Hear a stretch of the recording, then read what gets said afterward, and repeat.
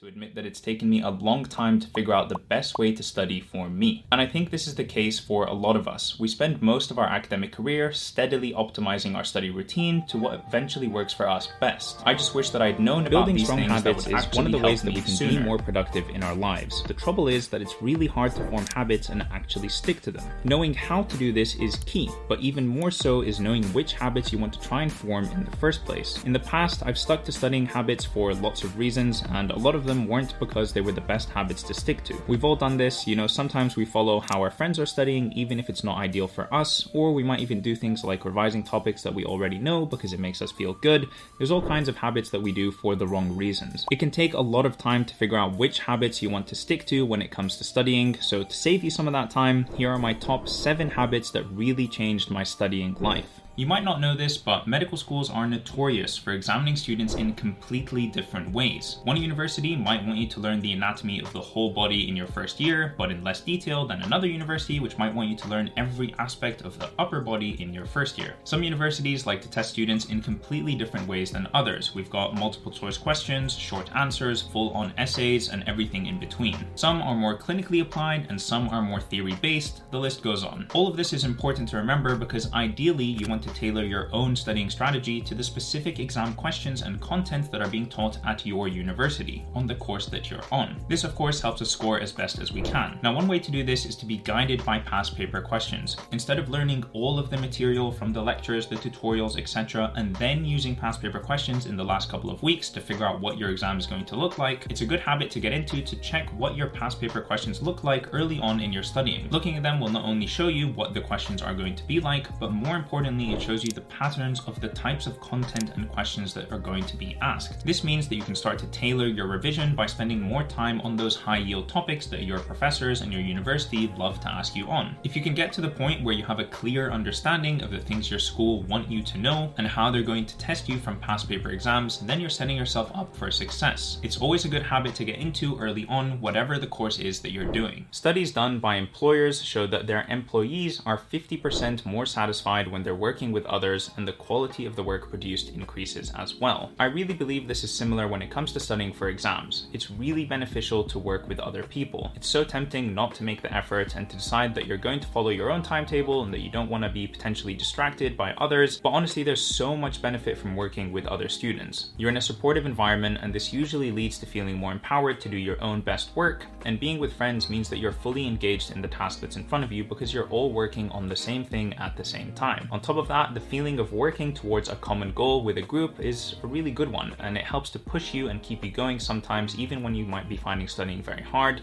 It also helps you get that start initially, which a lot of people have difficulty with, because if you're all there forcing yourself to start, you're going to start. If you guys haven't heard, I actually have a Patreon, which includes access to a Discord server that has live study with me sessions happening every day. It's such a great community of other students working towards their goals, encouraging each other, and just working all together. It's honestly such a lovely community that I'm in every single day, talking to, replying to comments, reading on what you guys are up to and doing. If you're interested in joining my Patreon and joining the Discord server, please do check out the link in the description down below. I'm on there a ton and I'd love to chat with you guys and get to know you a little bit more personally over there. Another great thing about group studying is that you can get real-time feedback from your friends and they can share all the resources that they have or have created with you so that you're really setting yourself up for success. There's definitely something that we can learn from everyone around us, and we really see this when you work in a group with other people around you. There have been so many things about exams and the content being taught in medical school that I've only learned from speaking to other friends on the course. Such a large part of my success in my OSCE exams, the practical exams here in medical school, is simply because I spent the time practicing with other people. So if this is something that you're traditionally against and you haven't tried before, please do give it a chance. I honestly think that it's very, very helpful. It's so important to use every resource you have available when it comes to studying for exams. One thing that people often forget about is that older years at your university or college have gone through exactly what it is that you're doing right now, just a year or two before. They can give you tips on how to get ready for these exams, how to manage stress and what techniques to use, and they can also provide you with resources, their own notes,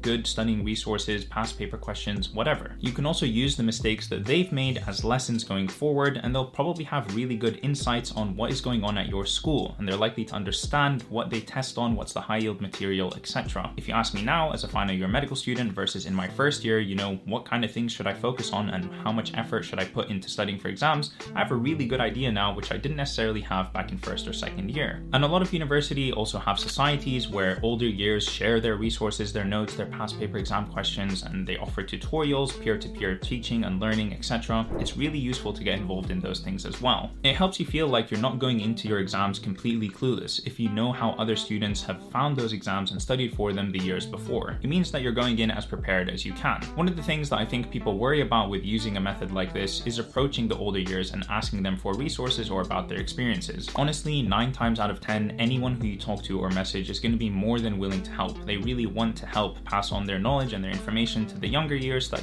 they can help you and make sure that you're as successful as possible. I found that joining your medical school societies or asking about tutorials and peer-to-peer learning from older year students is a good way to kind of get that in, to meet those people, build relationships with them, and then ask them for the information or the help that you need when the time comes. Joining WhatsApp groups or Facebook groups and things like that is also a really good way to get into those circles. Don't be afraid to reach out and talk to the older years. I promise 90% of them just want to help. For years, I hand wrote my notes, and that's something that I completely stopped when I got to my 4th year of medical school, just because it became unsustainable. You can check out this video over here, which talks all about that. Now, handwriting notes can be a good way to stay active during your lectures, but all of the evidence on studying tells us that note-taking is one of the least efficient ways to retain and recall information for exams. In my clinical years, I focused on active recall through answering questions and looking up the information I didn't know whenever I couldn't answer those questions. If your current or main method of studying is just taking notes, it's okay. I get you. I did that for a really long time, and it can be a strategy that works. It just takes a lot of time and effort and isn't the best way to be doing things, according to the research and my own personal anecdotal experience. Now, changing your study method that you've had for such a long period of time can be really, really difficult. The reason that I didn't stop handwriting my notes sooner was because I was worried that if I did change, then in my upcoming exams, I wouldn't do as well. It might take me a while to get used to my new note-taking habit, and there was no guarantee that it would work better than what I'm currently doing right now. I didn't want to take that risk, and by doing that, I wasn't really trusting the evidence that showed that doing questions from day 1 or earlier on and increasing the amount of active recall you were doing was the better and more efficient way to study. All I would say is just consider trying something new, and you can always see if it works better or it doesn't, and you can go back, but there's a good chance that if you're just handwriting notes, there's probably a better and more efficient way of studying that will help you save time, help you remember information better, and hopefully perform better on your exams as well. One point which really emphasized to me,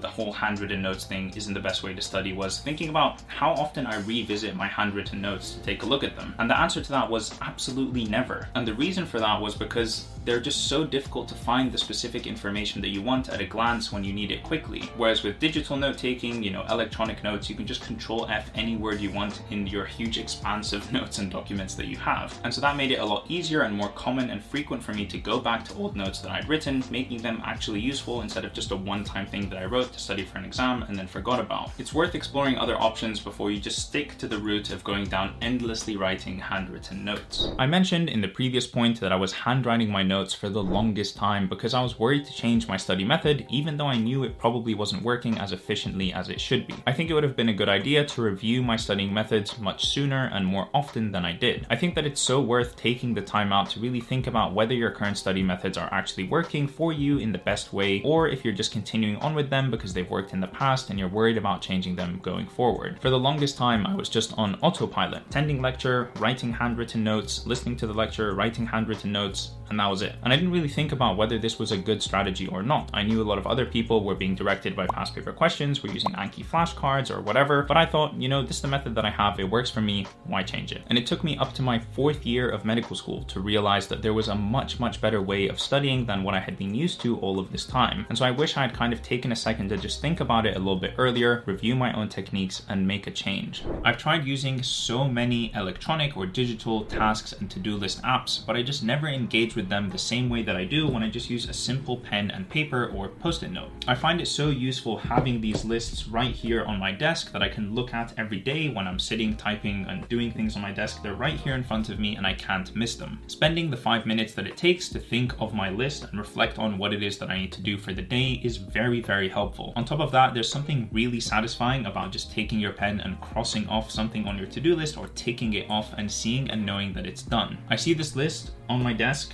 throughout the day, every day, and it keeps me accountable because I can see it and look at it and it reminds me of what I need to do. If you've got a digital to-do list or app and you're not looking at it as often as you'd like, or it's not serving its purpose as much as you think it should, then I highly recommend that you just ditch it and go back to a traditional pen and paper. Ultimately though, whether you use a digital to-do list or app or you use pen and paper, it doesn't matter. It's all about what works for you. So check which one you find more helpful and which one keeps you accountable and use that one. It's so easy to get lost in the thought that you hate this particular module that you're having to study and you can't really see the point of getting it done and what's beyond that. I think it's important to remember that that particular module is just a step towards the wider goal that you might have going forward. I think being clear about your goals and using them to motivate you instead of being tunnel visioned on directly what's in front of you right now can really help with motivation and studying over a long period of time. If you can reflect on what it is you want and why you're doing the thing that you're doing in the first place, then I think you'll feel like you've gone a long way in terms of reframing the tasks that you've set for yourself for that day or for that week or whatever. One thing that you can do to help is to keep a visual reminder on your desk or somewhere in your room that you can glance at a couple of times a day or once a day to kind of remind you of the bigger purpose that you're doing. In the case of medical school, this could be a stethoscope or a photograph of before you got into medical school, maybe the day you got accepted and how happy you were that day or something along those lines. Just something to help you remember how far you've come and where you've always wanted to be. I forget where this quote is from, but it's something along a reminder of you're currently living the life that you used to dream about when you were younger. So thinking about it in that perspective kind of helps put the day-to-day struggles into context. For me, university was never about being the best in any particular topic like molecular biology or anatomy or anything like that. It's always been about becoming a competent doctor, one that patients can feel that they actually trust when they see and feel comfortable and confident around. And even wider than that, it's always been about helping people and contributing something positive or good to the world, as cheesy as that sounds, which is something that I've always tried to do with this YouTube channel as well.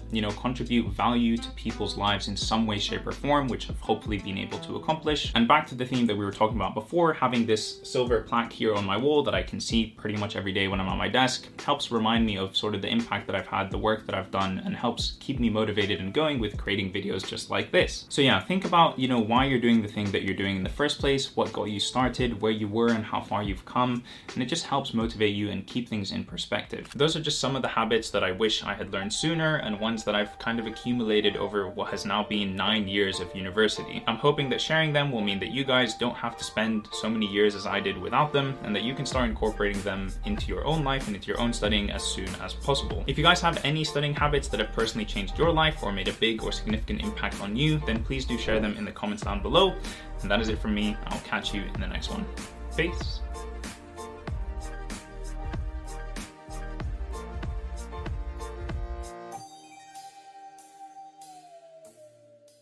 Those are just some of